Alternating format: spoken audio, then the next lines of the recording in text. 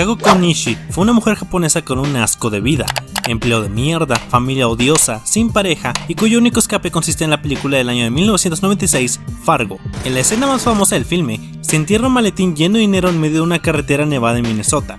La mujer, teniendo todo que ganar y nada que perder, decide viajar hasta ahí, pero tristemente murió por hipotermia intentando conseguirse tan ansiado maletín. En 2014, el filme Kumiko Treasure Hunter fue lanzada, homenajeando una de las historias más tristes en la historia de la cinematografía. Ahora, ¿qué harías si te digo que todo lo que conté es falso? Takako no murió buscando un tesoro visto en la película. Ella se había suicidado después de una pésima racha de suerte, pues había perdido su trabajo en Japón y su amante, un hombre casado americano, había decidido terminar las cosas, a pesar de que Konishi estaba enamorada de él. Todo el mito de Fargo nace debido a la barrera del lenguaje, pues se inició tras una plática que la chica tuvo con un oficial estadounidense. Entre esta charla entró el tema del maletín y todo fue cuesta abajo. Aún así, se recomienda ver el filme, por ser la representación visual de uno de los mitos más grandes que ha existido en el cine.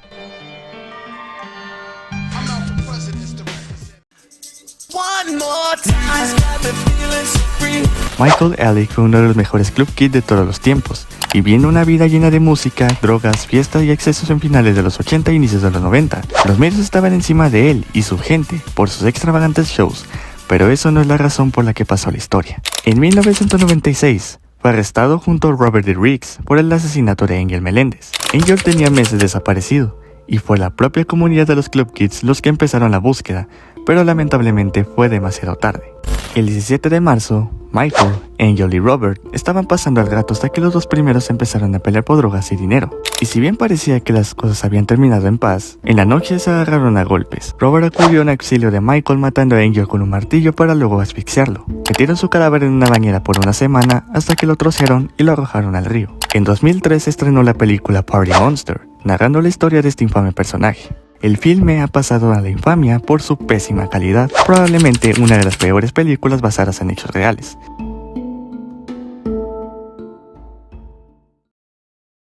...4 de agosto de 2006, la empresa de internet AOL lanzó un archivo de texto que contenía a los usuarios de servicio y las búsquedas hechas por estos. Para evitar comprometer su seguridad, no aparecían los nicknames que se habían puesto los usuarios, sino que se les identificaba con la palabra user seguido de un número aleatorio. Entre todos, destacaba el polémico usuario 927. Este usuario se hizo infame por todas sus extrañas búsquedas y el descaro con el que las hacía. Su historial de búsqueda iniciaba el 1 de marzo de este mismo año, con resultados inocentes como Yoko Ono o la banda Green Day. El 3 de este mes empezó turbio. Rápidamente intentaré decir todo lo que empezó a buscar desde ese día: sexo de perros, nombres de genitales, clamidia, fetiches, hentai de personajes menores, violaciones, bestialidad, tortura sexual, violaciones en el holocausto judío, el culto Children of God, donde es famosa la práctica de sexo entre mayores y menores de edad, violación de niños y también una extraña fijación con la vida sexual de J. Edgar Hoover, ex director del FBI. No se sabe bien quién es este sujeto trastornado, a pesar de que se han hecho muchos esfuerzos para encontrarlo,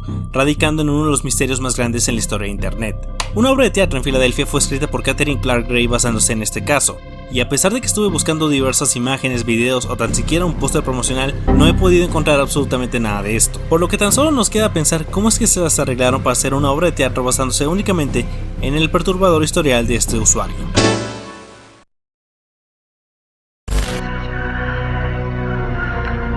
Antes de empezar, me gustaría dejar en claro que Vocaloid no es como tal un artista o un grupo, sino se trata de un software donde diversos músicos alrededor del mundo pueden plasmar sus ideas por medio de estas voces digitales, que son llamados intérpretes, como la famosa Hatsune Miku. Mal comparando, Vocaloid es un estilo de loquendo musical. Entre esta bola de artistas, nuestro eje central será en Crusher P, quien hace muchos años sacó el tema Kalanini, basada en el caso de la niña Hanny Scofield. Esta chica fue famosa por ser una de las personas más jóvenes registradas que han sufrido esquizofrenia. Sus alucinaciones se iniciaron ya desde temprana edad, pues antes de cumplir tan siquiera 3 años, ya tenía amigos imaginarios como un gato de nombre 400, pero de entre todos se destaca su mayor creación en su joven mente, el planeta Kalanini, que según la joven, era una frontera de este mundo y el otro. Por esta misma razón se creó esta canción, queriendo enseñar el problema que la joven poseía y dándole de nombre este extraño puente en forma de planeta.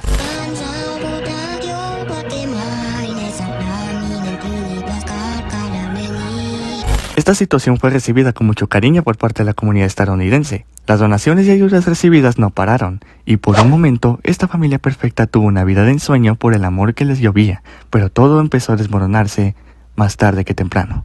En 2012 comenzó una investigación por el Departamento de Servicios Sociales de California sobre esta familia tras recibir una denuncia por abuso.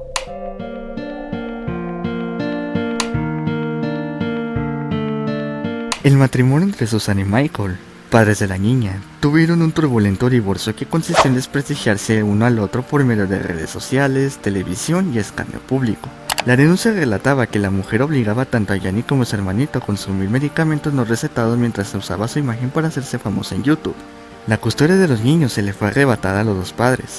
Gianni se metería a un centro psiquiátrico y no vería más a su madre hasta llegar a la mayoría de edad. Y según se cuenta, todas las acusaciones contra su madre son viles mentiras. Por otro lado, el niño sigue ahí dentro, hasta la mayoría de edad.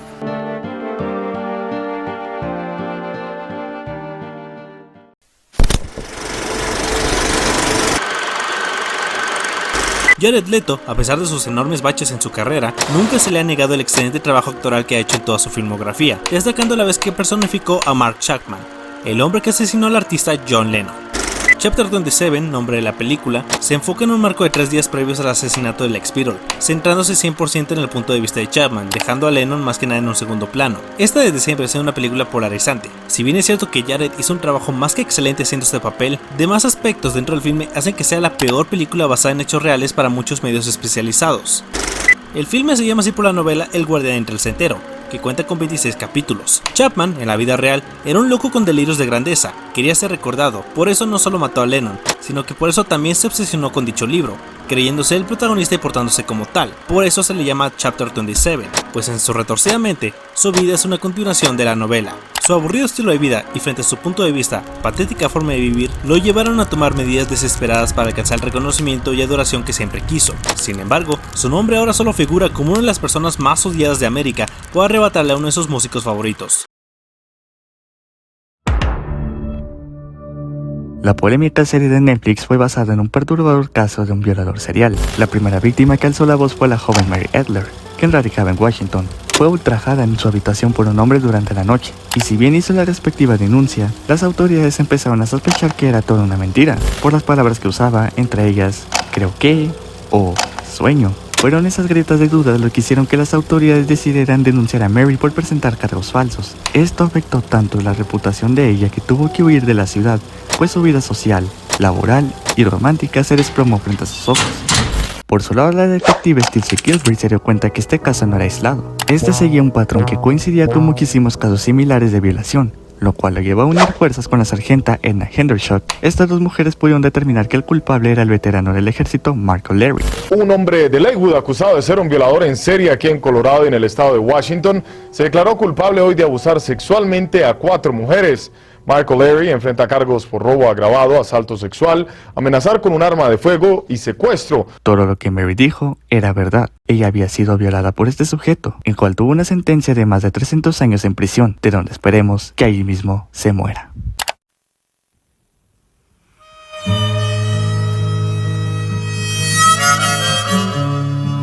Charles Starkweather fue un frustrado con la vida. Desde temprano se le complicó la vida con su condición de Genu-Baru, defecto de nacimiento en el cual sus piernas sufrieron una malformación notable. También padecía de miopía y un trastorno del habla. Estos elementos le hicieron ser víctima de un bullying horrible durante toda su vida escolar. Charles en su juventud se metería en un club de gimnasia, consiguiendo el físico y fuerza que lo volverían alguien aterrador. En 1956, a sus 18 años, conoce a la segunda protagonista de esta historia, una joven de 13 años llamada Carly Ann Fugate, quien rápidamente empezó a salir con él, y juntos empezaron una de las historias criminales más perturbadoras en la historia americana. En 1957, Charles mató a su primera víctima, un empleado de una estación de servicio tras negarle usar una tarjeta de crédito para pagar un regalo que le daría a su novia, volándole a la cabeza de un escopetazo. El 21 de enero de 1958 acabó con la vida de la familia de Carol, quienes se oponían a la relación entre estos dos jóvenes. La pareja de fugitivos empezaron un viaje de sangre y muerte, siendo su siguiente víctima August Meyer, amigo de la familia Starkweather, a quien emboscaron en su propia granja. De ahí le siguieron la pareja de enamorados Robert Jensen y Carol King, al rico industrial C. Loudon Ward con su esposa y criada. Su última víctima fue el vendedor de zapatos Merle Collison. Desde la masacre de la familia Figat hasta su último asesinato, hubo un periodo aproximado de 8 días, que culminaron tras su arresto y penas carcelarias. El 30 de septiembre de 1982, el cantautor Bruce Springsteen saca el álbum Nebraska, cuya canción homónima retrata este aburrido caso, cantando a través de los ojos de este asesino desde que conoció a su enamorada hasta el horrible periodo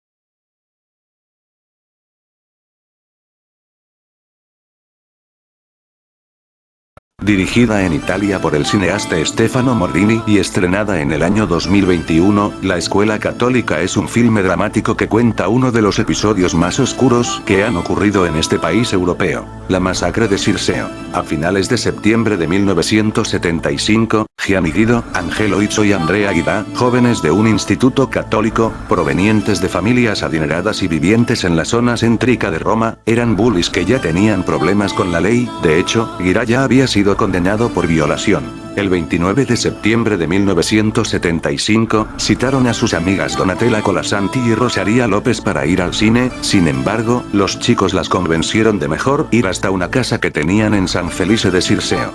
Apenas llegando, Angelo apuntó con su arma de fuego a las chicas, obligándolas a tener relaciones sexuales forzadas con ellos durante el 29 y 30 de este mes. Tras este infierno, los criminales decidieron asesinarlas. Rosaria fue ahogada, y Donatella recibió una brutal paliza. Sin embargo, sobrevivió y fingió estar muerta hasta que pudo escapar y delatar a sus ofensores. Para el final, Angelo y Andrea fueron juzgados a cadena perpetua, mientras que Gianni Guido fue sentenciado a 30 años de prisión, acabando la pesadilla en Italia, que a día de hoy se le sigue recordando como la masacre de Circeo. Los villanos principales de Outlast 2 son dos cultos, el Testamento del Nuevo Ezequiel y los herejes, quienes quieren sacrificar tanto a la esposa como el hijo no nacido del protagonista. Si bien esto parece una historia cliché sobre una secta apocalíptica, es cierto que el primer grupo se basa principalmente en el templo del pueblo. Esta agrupación religiosa fue liderada por Jim Jones, manipulador pero carismático hombre que empezó a creer que Dios le hablaba, hasta el punto que llegó a tener fieles en Estados Unidos. Sin embargo, las denuncias en contra de su persona empezaron a surgir. Maltrato, abuso y hasta amenazas de muerte son algunas de las acusaciones en su contra. Por eso se llevó a todo su culto a la isla de Guyana, donde se vivió un reinado de terror hasta el trágico final el 17 de noviembre de 1978. El congresista Leo Ryan, junto a 3 periodistas, el diplomático Richard Dwyer y familiares de algunos de los miembros del grupo arribaron a la isla para poder ver qué estaba pasando, pues los malos tratos no habían hecho otra cosa más que empeorar. Este grupo de personas se quedan a cenar y se irían por el día siguiente. Sin embargo, a la hora de querer fugarse, sufrieron un ataque durante la huida por infiltrados que atacaron a todos, terminando con la muerte de Ryan, los 3 periodistas y una desertora. No conforme con esto, Jim Jones ordenó que todos los miembros de su secta consumieran una mezcla de jugo de uva con cianuro. I said I'm afraid to die. I don't By think no you are. means. I don't think you are. But I look at our babies and I think they deserve to live. I agree. You know? But also they deserve, what's more, they deserve peace. We all came here for peace. You And know? have we had it? No. I tried to give it to you. I've laid down my life practically. I've practically died every day to give you peace. And you still not had any peace. You look better than I've seen you in a long while. But